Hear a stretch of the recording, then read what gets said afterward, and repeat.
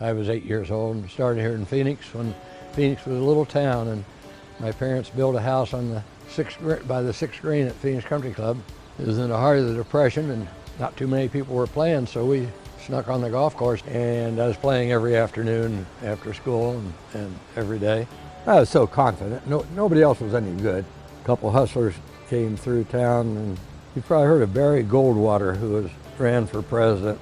I cleaned up on, won a lot of money. And then Pearl Harbor came, and I signed up that night for the military, or the Air Corps, and they couldn't take me for 6 months. They didn't have enough field. So I played all day, every day. In that time, I became the best I've ever been by far. 5 or 6 years, I built a little 9-hole course in Scottsdale, and I played the Phoenix Open every year and things like that. And Ross Berg and Arnold Palmer were staying at my house. My son always brags that I made the cut, and both of them missed the cut. 3 months later, Palmer won the Masters. Yeah, I take the credit. I meant to reply to that is baloney.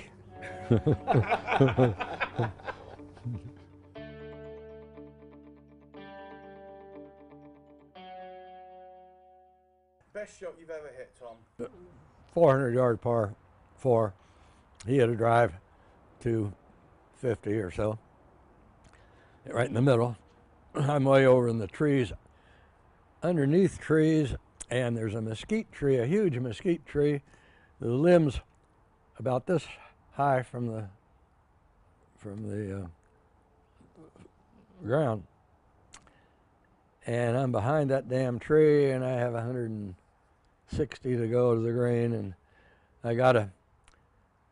my memory says I had to be on my hands and knees, but there's no way I could have done that.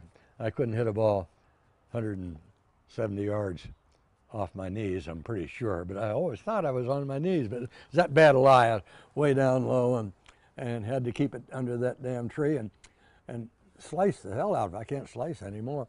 And I had to hit it about this high off the ground with a big slice, and I got under the tree and sliced it up on the green, and he pulled his he had a wedge shot into a 9-iron, and he pulled it into the trap and ended up winning the hole.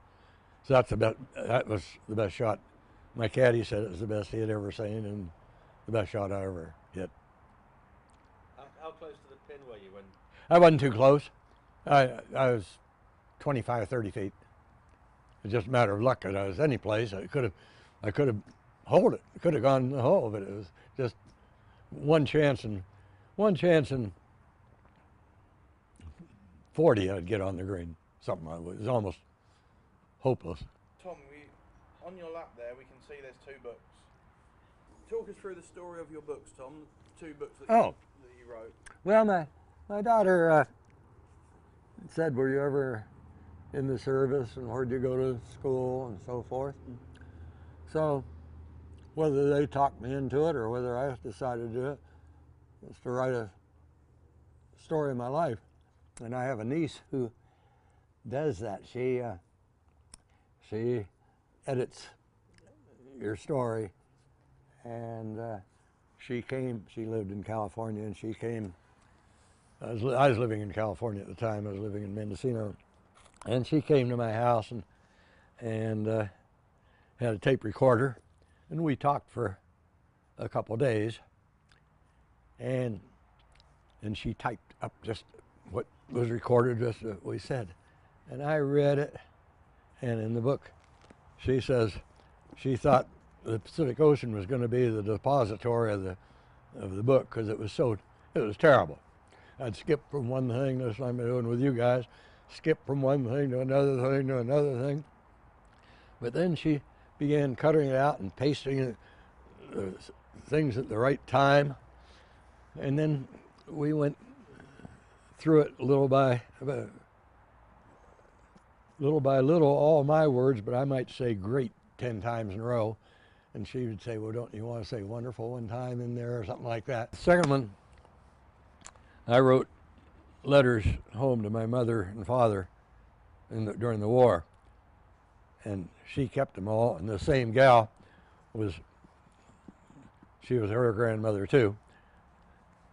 she's my sister's daughter, and she found all these letters, and it's a very boring book because it's just all the letters I wrote home during the war, and we added a few things to describe what was going on. But the letters say, nothing new to say, blah, blah, blah, blah. But anyhow, my kids like it, and I like to look back on it. Here it says, Dear Ma and Pa, well, I've moved again to another part of Africa, so I probably won't receive any mail for 6 months or so. So far, I've had none. I'm still fine and still like this country as far as the weather and scenery are concerned. I couldn't tell them where I was. I described it well enough they could figure it out, I guess. I said some of the natives were wearing fezzes, with those red hats. Tom Lambie, you've been absolutely brilliant this afternoon. We'd call you our kind of soldier. You are a golfing hero. You've done stuff that no one could imagine. So thank you very much. I meant to reply to that is baloney. Surprised my wife. I got on an earlier flight, and I was supposed to be at 10. I came in at 8, about 8:30. Opened the door. Phyllis Diller's playing the piano, and Sammy Davis out on the floor dancing. I didn't know either one of them was standing there. But that's the way it was all the time.